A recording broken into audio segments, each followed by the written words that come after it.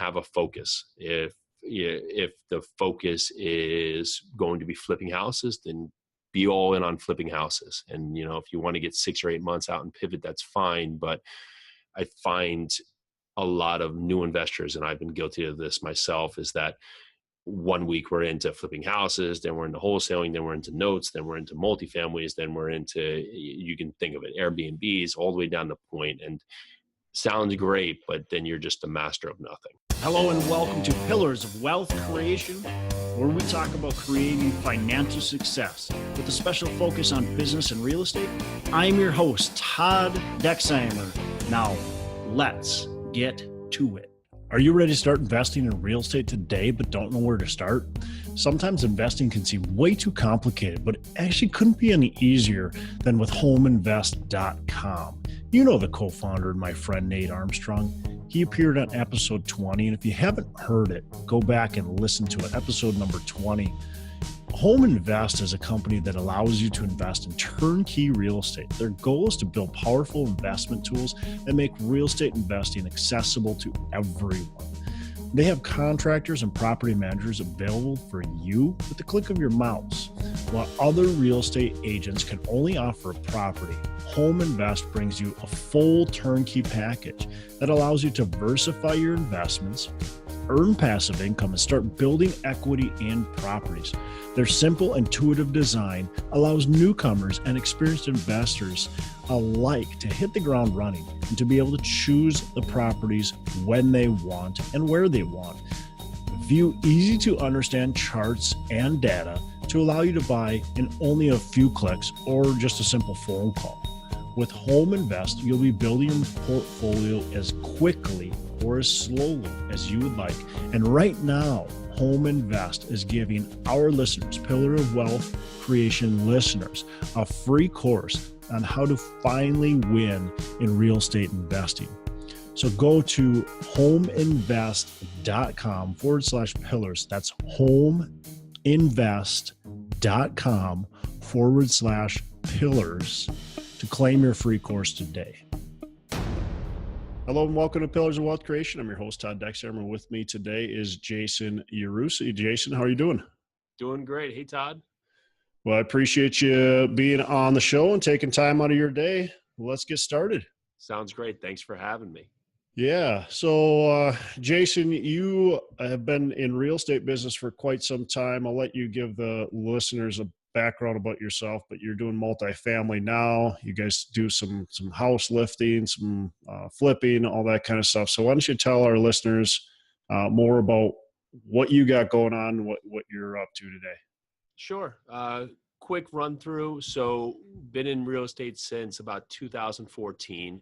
Come from a family construction business where 5 generations of heavy construction with moving and lifting structures. Most of it now, as we're on the East Coast, is for flooding from Hurricane Sandy, lifting houses to make them FEMA compliant. Throughout that, we've opened a couple different businesses along the way, restaurants, a brewery, and we just kept getting back that real estate was the direction we wanted to go. And so we actually started with a storm damaged home back in 2014, raised it, added more square footage to it, made it FEMA compliant, and sold that off. And the flipping started leading to us buying some buy and holds, buying them out of state. And we were buying some duplexes out in Indiana, and just the model was great, and we were just getting so much cash flow, and it just dawned that going bigger was going to allow us so many more opportunities and just be able to delve a lot more into the economies of scale. And that's when we really jumped all in to buying large multifamily properties. Cool. When did you buy your first duplex? That was 2016.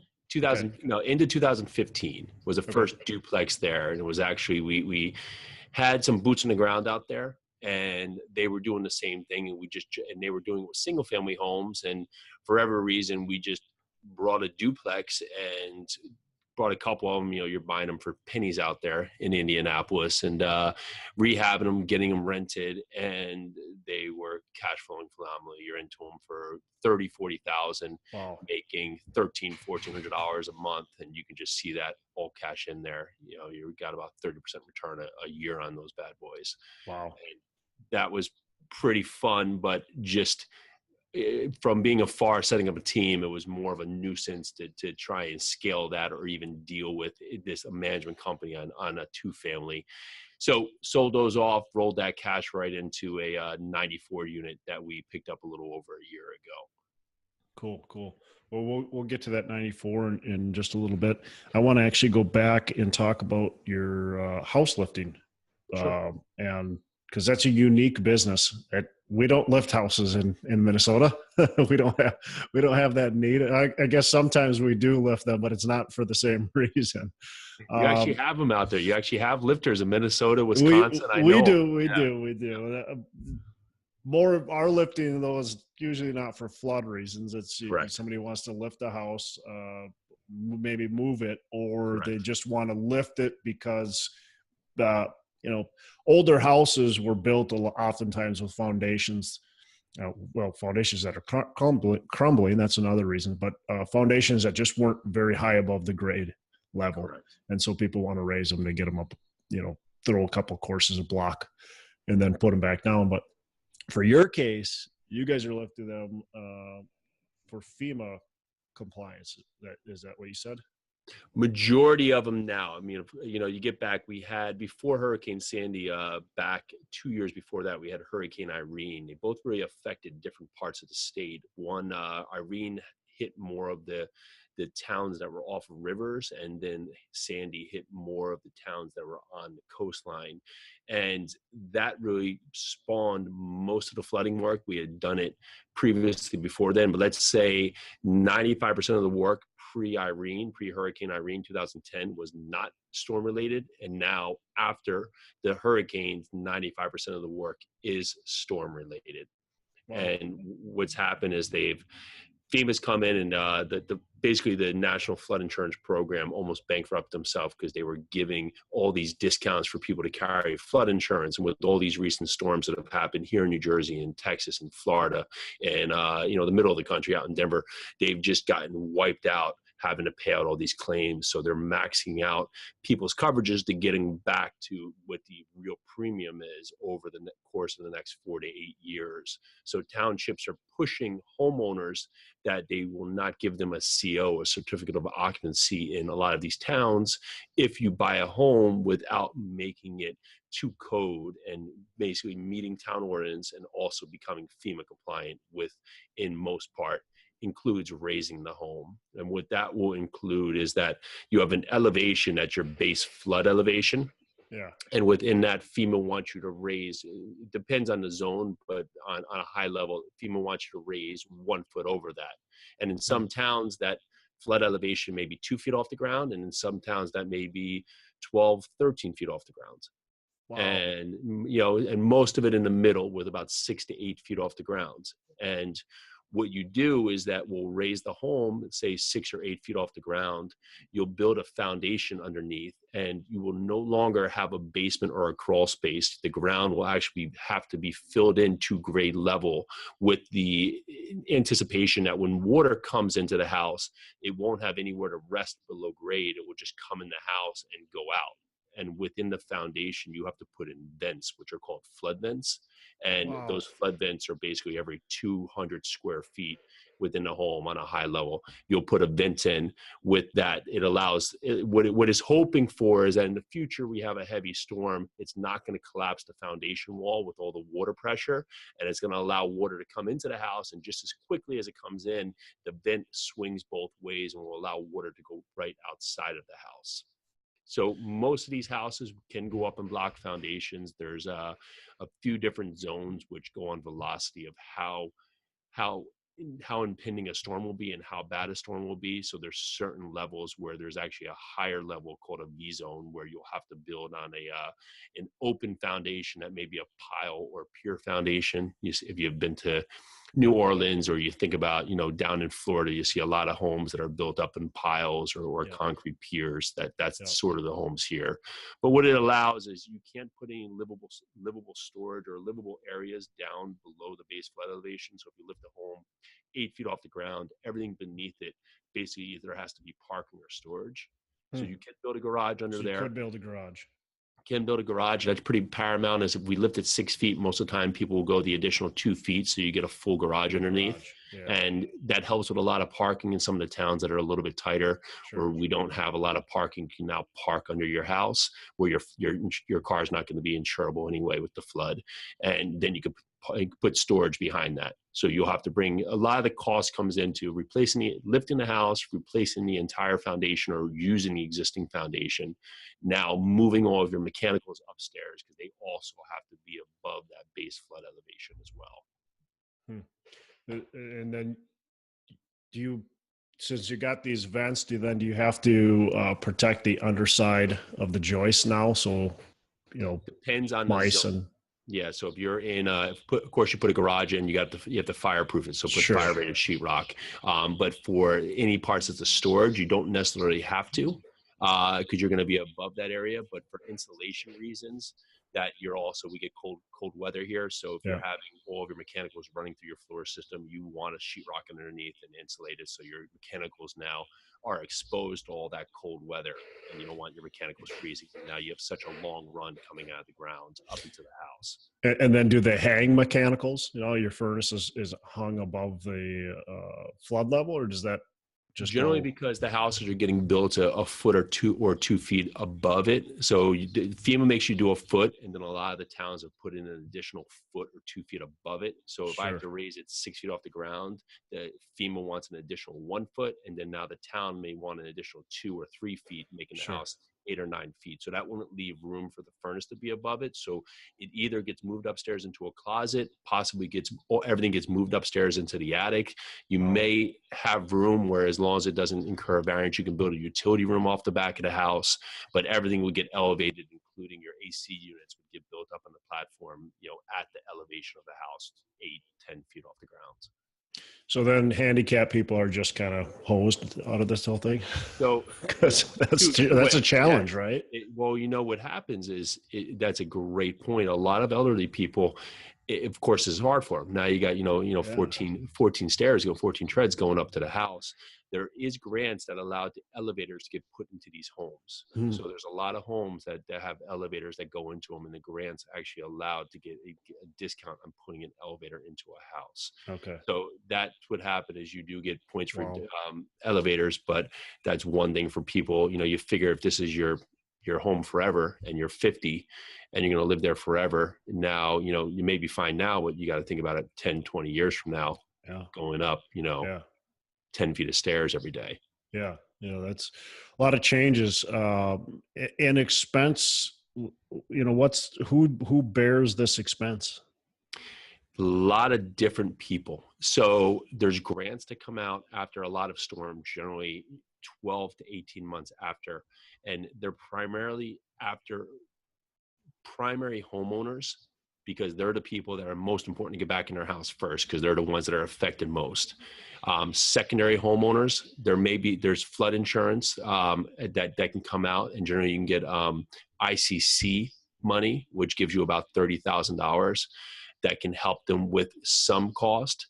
But the grants can give up to $150,000 to $250,000 to cover this work. There's a lot of different stipulations. They're very difficult to work with, and they take a long time to come through, and it's not a perfect process, and it changes continually. But that's some of the way that basically the primary homeowners can get in there. There are some renter programs that come out to help landlords be able to do this for some of their rental properties. There is SBA loans that homeowners are allowed to get that are actually low interest loans that they can get. And then it just comes down to, unfortunately, cash and having just other maybe 203K loans that homeowners can get. Yeah. The funny thing that's out there is that there's actually millions of dollars that are available every year for you to remediate for flooding purposes, and with the anticipation that it costs a lot more to get flooded than have to fix it than it does in the front end of actually just getting towns compliant. And towns, they don't really put this information out there, so a lot of people don't know about this. And the towns that do, they're able to write a grant for their township and get a lot of the funding that can come down the pipeline. So there's actually a couple towns in North Jersey that we're working on now that have about 1,200 homes that will be lifted through a grant program with the the inaugural number of houses being 48 on the first run. And what that does is gives a grant that will cover either 70% of the cost of the work up to 100% of cost of the work. But there are programs out there, but it takes the town jumping in and doing this, and also homeowners saying, you know what, I want to do this work because I don't want to ever get flooded. And with, what happens a lot is that people just say, I'll take that risk until it happens. And then when it happens, unfortunately, then they chase it. And it's just a hard way to look at it. Yeah. Well, it's a lot of expense and headache too. I mean, you gotta, lifting a house isn't just, coming in and putting a house up and boom, you get, you're changing your plumbing, you're changing a lot of stuff in a lot of cases. So absolutely. And you find that over the years, we always say that no one ever builds a house with the intention to lift it, right? So when they put on additions or they do different things, they just frame it as is where the house is. But when you lift these houses, you have all kinds of different problems that exist from the structure, just how it's built, that also have to be basically attended to. And when you're putting the house up, just to make it compliant. One more question about the house lifting, because this is super fascinating to me. Sure. Yeah. What about apartment buildings? How do you lift what do you do with a big apartment complex? Everything is this. It's just the same process as bigger. And so you can think about it, just an apartment building would just, if it's a crawl space or a basement, we'll lift it under the floor system, take it up and put a new basement in. If it's on a slab, which most of the areas in the North Jersey, the slabs are not conducive to lift. They're basically a 4-inch, 6-inch slab with not rebar enforced. So what we do is we actually lift them using the walls of the structure, the wood frame walls, lift them up into the air, basically off our lifting steel, and then underneath a floor system. A new floor system is built out of wood, and then a new foundation is built underneath. When you're in places like slab plate stays in place, and you have to cut the bolts. Correct. Then we'll cut nails, take it up, and generally the slabs they're not conducive to even carry the weight of the new structure up in the air. So when we lift it up, those slabs are moved, put in completely new and built in. But what that takes is that the whole first story of the apartment complex has to be gutted. And there's a lot of homes like this too. When you lift the slab, gut 4 feet up of the house, lift it off the walls, and put it all back together. So good news, when you flood, generally you're taking off 4 feet of sheetrock anyway, so you're gutted, so it's already done. But if people put their house back together, you'll put your house back together just to undo it again to do this lift. Wow. That's intense business. It's every day is an adventure. As we say. I'm sure it is. Yeah. Well, that's cool. So I'm assuming that business has grown now with all these storms. Is that a big part of what you do and on a day-to-day basis, or are you focused more on the multifamily stuff? It's 90% of my day is the heavy construction business. Nice. I have a whole office here, and I run the entire office side of the business. My father and brother run the field side of it. Okay. So I'm all about logistics, scheduling, permitting, contracting, everything that goes in a part of getting us to the job sites. And they're the ones that take the job sites from start to finish. And then I'm the one who wraps the job. Okay. Well, all right, let's shift now to this 94 unit. I want to talk about that. And then I want to kind of go back and we'll talk about both your businesses and how you're juggling those, and then how you're having and finding success in those. So let's talk about this 94 unit building. Why don't you tell us a little bit about that and how you found it, and why did you decide to buy it? Sure, absolutely. So just when we knew we were all in on apartments, we started learning everything we could basically find on buying large multifamilies. And you find it's a pretty small community, and there's a lot of guys doing it different ways, whether they're buying it, managing themselves, syndicating the deal, or taking one combination of the two. Yeah. And so what we decided is that here in New Jersey, of course, price points versus rent is not the most attractive thing. And it's very costly if we wanted to buy something of scale. So we started looking at markets out of state, honed in on a few markets, one in Texas, one in Carolina and Kentucky, and just started putting our focus there. And the reason we chose those markets were simply we were looking for moderate population growth, 2 or 3% in these cities. We were looking for jobs and job growth, nominal job growth, and job diversity. Yeah. And then lastly, where we had someone we knew, even if they weren't real estate related, but we had some kind of boots in the ground that could point us in the direction of what part of town we were in. And after a lot of digging, we found that Louisville, Kentucky was really where we were going to chime in and put all of our focus. And that's worked out very well for us. We like a couple parts of the city that are very blue collar, very working class areas. There's a lot of job drivers there, FedEx, UPS, Aetna just brought Humana, you have Churchill Downs, you have Amazon right over the water right there, you have GE there as well. So there's jobs all over the place. It's a growing area, and there's tons of apartment complexes that are within the niche that we're looking at. BC assets, 75 to 150 units, built 1970s to 1980s. That was pretty much the high level that we jumped in for. And the way we found the 94 unit is really just talking to everybody we could talk to and vetting out brokers, other investors there, and property managers. And we found a property management company that we really liked, and their model worked with what we were looking for. We were looking for someone who had real-time data. We could have access to it 24/7 every day of the week, managed a large number of rental units, managed between 4,000 or 5,000, dealt heavily in this B and C class arena. So they were very familiar with it and had in-house construction. So that was everything that fit the need with this company. And when we started talking to them, we started sourcing out a number of different properties, and this property came about. We put an offer in, and our offer was based on actuals and was about $1 million under what the ask was. And they came back just at their asking price. And we just said, we're just too far apart. Thank you very much. And let it roll from there. And so offered on a number of different complexes over the next 6 or 7 months, and we found that it was still out there and it wasn't listed anymore. It was but we knew that the owners still wanted to sell, so we basically raised our price only $50,000 and went back to them and just said, hey, listen, I know this is still out there. We're still interested. We can come up a little bit. And at that point, they had cut their ask down $600,000, and we knew we were in business. And for the next couple months, we were able to negotiate back and forth just to the end where what sealed the deal, we came up another $100,000, and we paid our broker's commission, which was around $40,000. And for us, it was great. We actually got it at the lowest price per unit in that submarket in the last, I think, 6 years.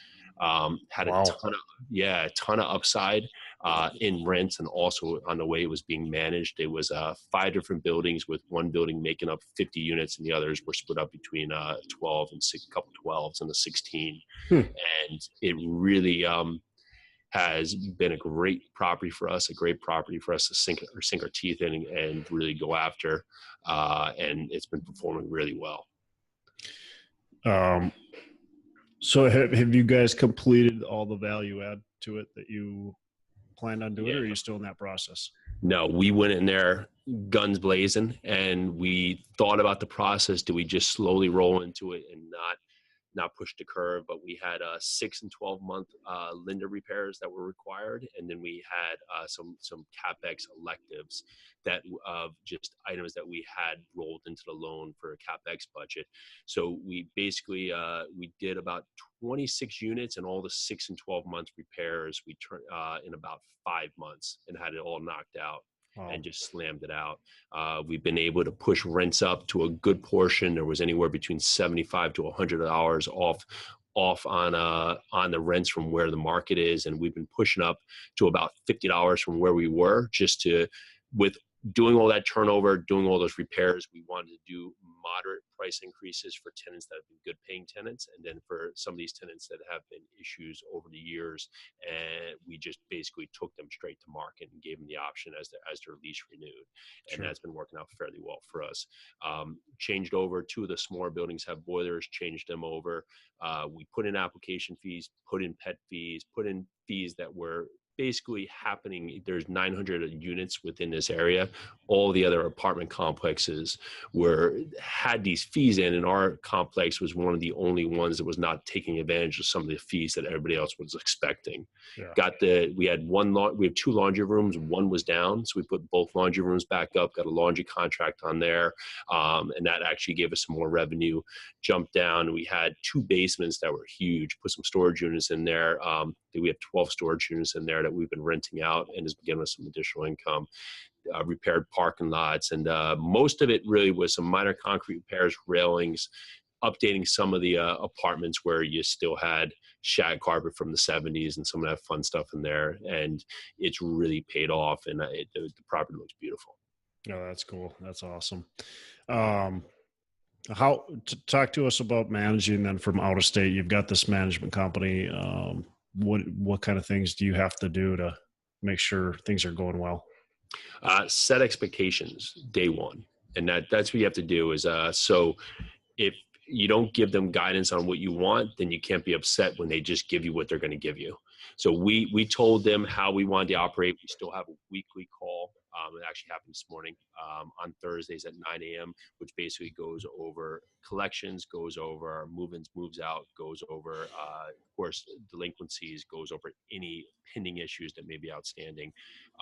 We had a couple more frequent calls when we were the first 5 months. We had a lot of moving parts doing all those repairs and all those turns, but now we're down to basically a weekly call. And prior to the weekly call every week, we get a whole list of about 12 to 14 pages that go over any open repairs, any units that may have a turn code on them, anything from a point of all of our collections where we stand, our vacancies, and then anything else that we may need to know about.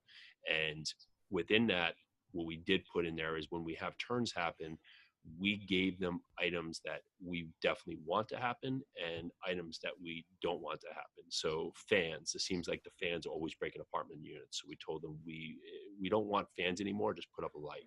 And that would be just one example of something where don't come to us with a fan, we don't want it, and just put up a light. And then also on for appliances, it depends on age of appliances, whether or not we're going to replace it or not. Yep. Yeah. So the weekly call that I think is really important for anybody who's hiring a third-party manager is just to consistently be talking with them, because I hear it all the time. Everybody talks about how third-party management is very difficult to deal with, and maybe they are. But if you're not staying on top of them, I think that's one of the biggest reasons is if you're not communicating with them, how do they know what to do? And then do they think you really care too? So yeah. I think that's great. It's for you vetting them first, right? If you're just going to go in there and hire a first guy, then it's just like anything, you know? Yep. So I haven't found it that difficult, but it's basically, here's what we want, and they do it or they don't. And that's how we can gauge what we're getting. Yeah. Yeah. Great. So let's kind of wrap these two businesses together. You can separate them however you want with some of the questions I'm going to ask, but sure. What advice would you give us about operating a business successfully? There's a lot of learning curves, and operating a business successfully comes down to setting up what you're good at and filling in the gaps with strong people behind us. So I have a couple people in my office that are able to help on both sides of the business, and they are crucially important for all the back end items. And that comes down to anything from as simple as just, filing LLC documents or getting out paperwork the lender needs. We're actually refinancing the 94 unit right now into a perm loan. And of course, you have 1,000 questions that are coming across the board. If I had to run and chase documents all day long, it would take up all of my time. So you have to find what's the items that are the important items and help fill in people that can help with all the urgent items that are going to pop up daily. Yeah, that's good. That's good. Yeah, it's so easy, and I struggle with that myself. It's so easy to try to do everything. It's not easy, and still it's the same thing. I'm like, well, I could do this in 3 seconds. The other person is going to take a little bit longer, so I'll just do it. And then you realize that you're spending, your hour on that stupid 3-second task. And now you're into wherever you want to go. Yeah. Give us one of your biggest mistakes that you've made, and how did you learn from it?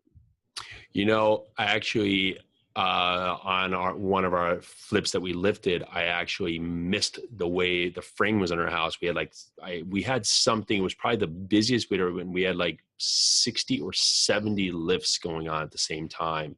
And I actually missed the framing, that it was balloon framed, being the old style framing where the walls were coming down on the foundation and the floor basically was floating.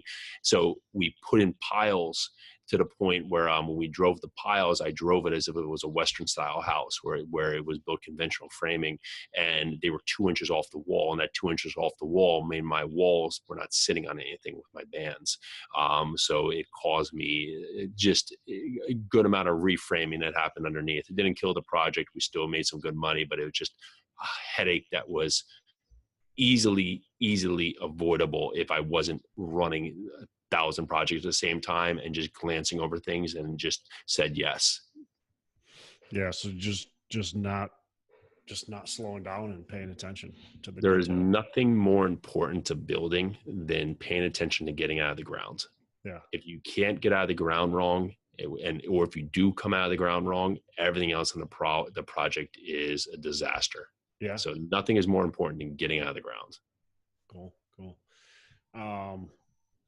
What's one success story? One of your, something that you're proud of? We actually just moved a 6-unit townhome building in South Jersey, and they were moving it off the highway because the highway, it was their show units, and it was now had been rezoned commercial, and they're putting in a supermarket or a couple other things, and we moved it 2,000 feet to the back of the area where a bunch of the other townhomes are, that they're going to now put it online and sell the townhomes. And they were built in 2006, and it weighed 550 ton. So if people can imagine, it's 2,000 pounds per ton. And my family moved it about a half mile all the way in the back. And it was right in the midst of winter here, where it was a very difficult project. You can imagine all the timing and all the patterns that go, because we had to spin it 140 degrees and be basically dead on to the spin to basically turn it and get it across the road. And we had one road that we actually had to move it a day. We had a 24-hour timeline to get it to the road. They filled in the road, made a bridge across the road, and for us to get across that road so that road could open back up. So there was really wow. Yeah. That sounds pretty interesting. I can't even imagine. Yeah, we'll actually have a video out. We had a guy out there film the video, so I'll share the video when it comes live. That's really cool. Yeah, if you share that, it'd be fun to put on our show notes too. Absolutely. If that's okay, that'd be cool. So what's somebody who's trying to get to that level, that next level, trying to buy a 94 unit or trying to flip a bunch of houses, what does it take to get there? Give me maybe 3 keys to success of getting there. As someone actually was at our meetup speaking the other night, we started a multifamily meetup, and he was talking about this, is that, analysis paralysis, right? You just have to take action. You're going to make mistakes. And the key there is make the mistake, but then learn from the mistake. Don't make the mistake again. Right. And you can learn as much as you want, but you're never going to know everything. And that's part of the mystery and part of the excitement. So you have to go out there and take action. You can read 1 million books, but ideally, if you're not using what's in the books, then it's pointless for you to really just be reading all these books. And then have a focus. If the focus is going to be flipping houses, then be all in on flipping houses. And, if you want to get 6 or 8 months out and pivot, that's fine. But I find a lot of new investors, and I've been guilty of this myself, is that 1 week we're into flipping houses, then we're into wholesaling, then we're into notes, then we're into multifamilies, then we're into, you can think of it, Airbnbs, all the way down the point. And sounds great, but then you're just a master of nothing. Yeah. One more. I would say networking is absolutely the biggest thing you can do. It's hard, especially I'm not the biggest person to go out there and be jumping at what we're doing, telling everybody what we're doing, but you have to get out there to talk to people. It helps you give away as much information as you find, because you'll find just 10 times more information will come back to you. But get out there and network with everybody you can out there. You will be amazed at what people are doing, and you will learn a ton, and you'll probably save yourself tens of thousands of dollars, if not more, by just talking to people about what they're doing out there, and probably have some huge victories in the mix too, about finding some properties or how they're finding properties, or some aha moments. Cool. Yeah. I love the focus part. It makes me laugh every time I think about it. Is these people in this, we've got our RIA, and at the RIA, they always have a national speaker. Almost every month, the guy brings in a national speaker, and that speaker is ultimately selling something, a course or a product. And I used to go to it all the time, and probably for about 5 or 6 years in a row, I went almost every month.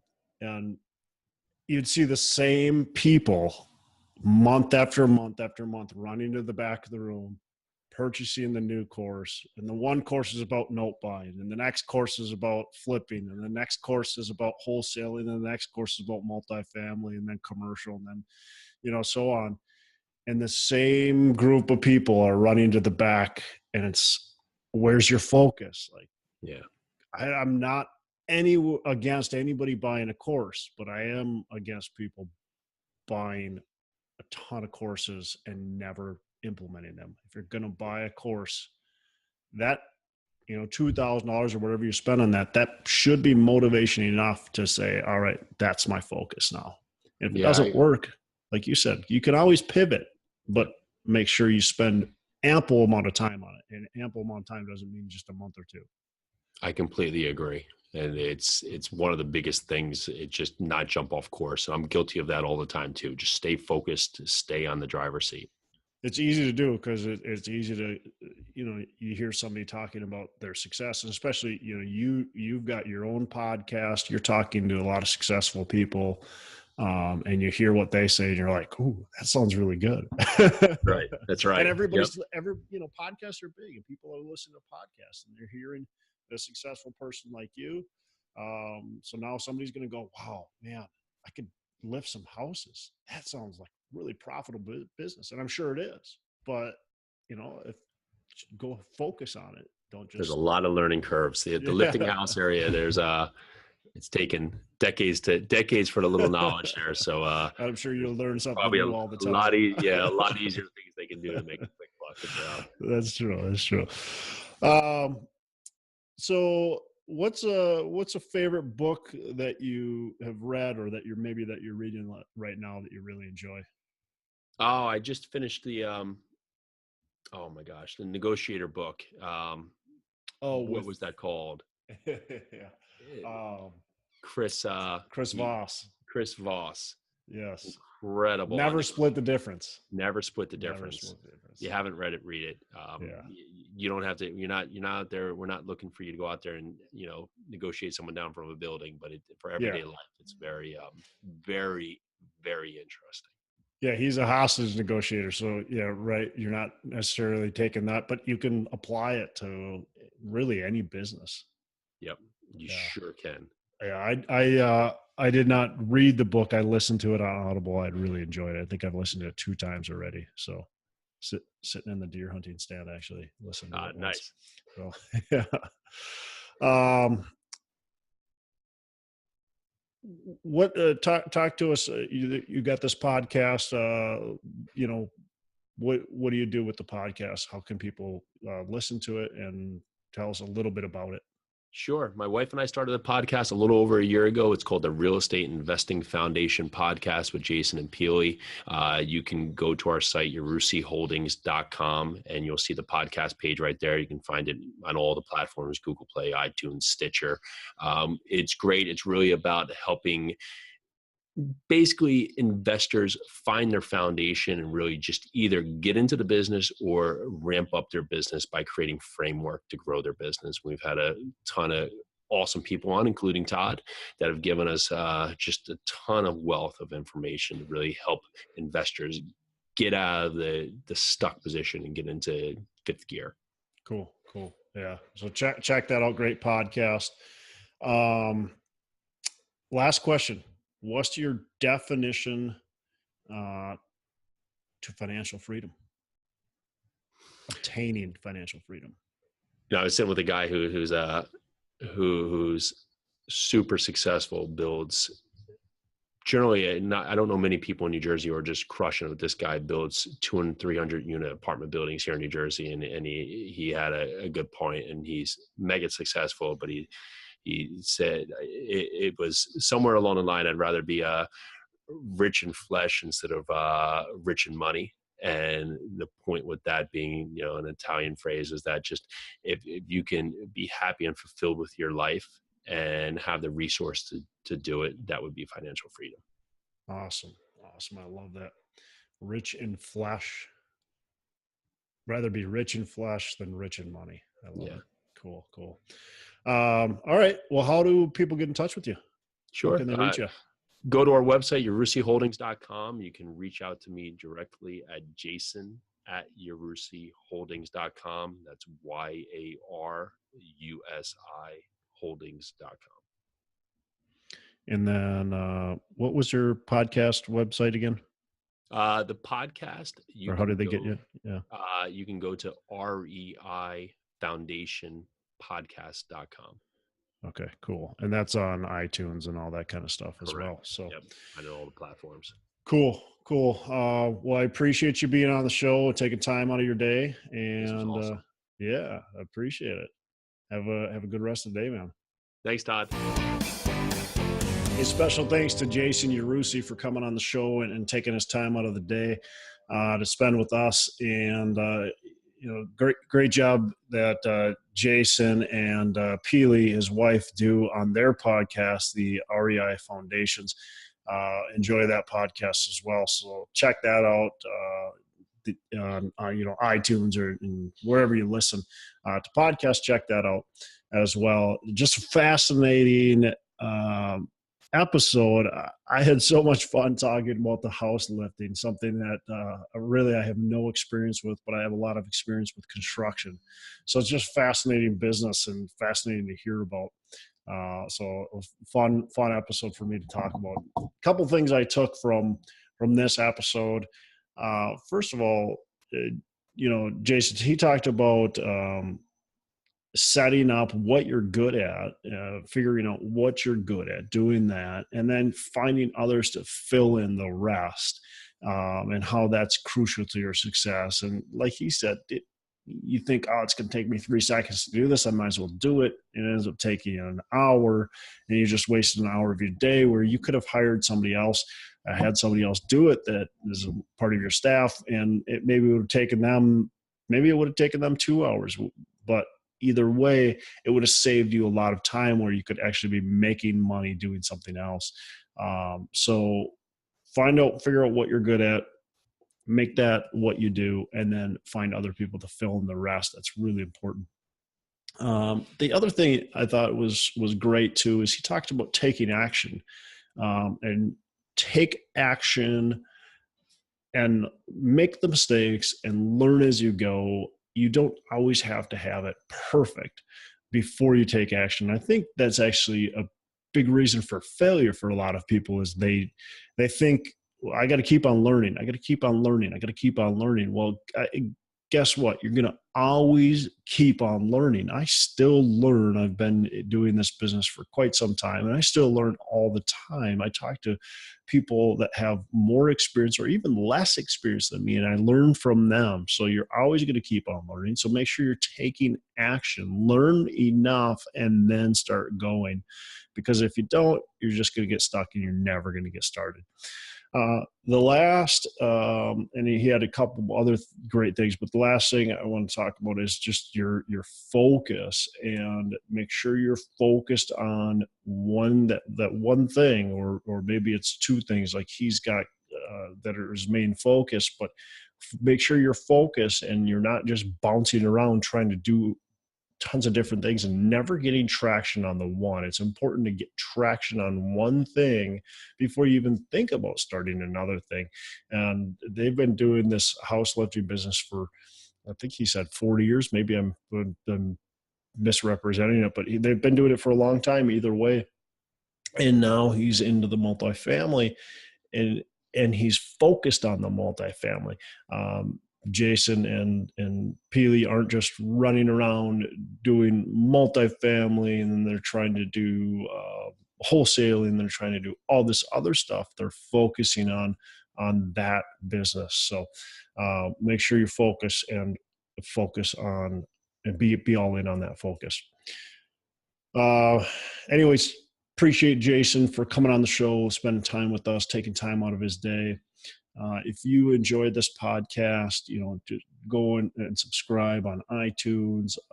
Share this out with your network. Share this out on Facebook or Twitter, wherever you're at, Instagram, wherever. Let people know about it and help us build this. And also for the listeners, I'd really love to hear what you think and what you want out of this podcast. So if there's something that you say, man, I really wish this was talked about, or I really want to know about, X, Y, or Z, just let us know. Go onto our Facebook page, go onto YouTube, and make some comments and let us know what you want out of this podcast, because that's what this podcast is for. It's for you, the listeners. And I just want everybody to be getting the most amount out of this podcast as I possibly can. I'm Todd Dexhammer. I'm signing out. Make every day a Saturday. Are you ready to start investing in real estate today but don't know where to start?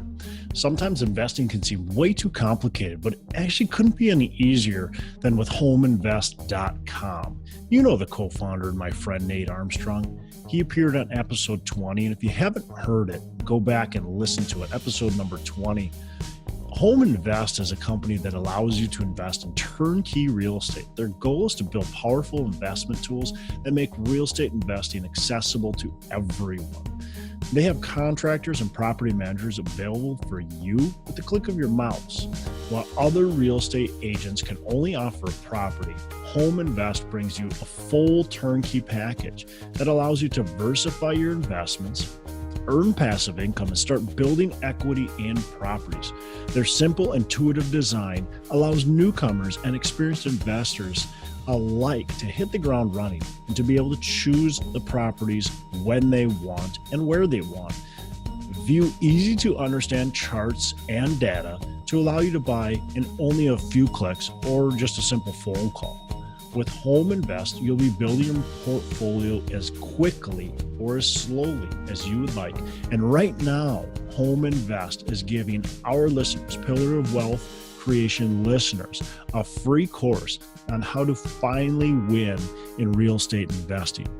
So go to homeinvest.com/pillars. That's homeinvest.com/pillars to claim your free course today.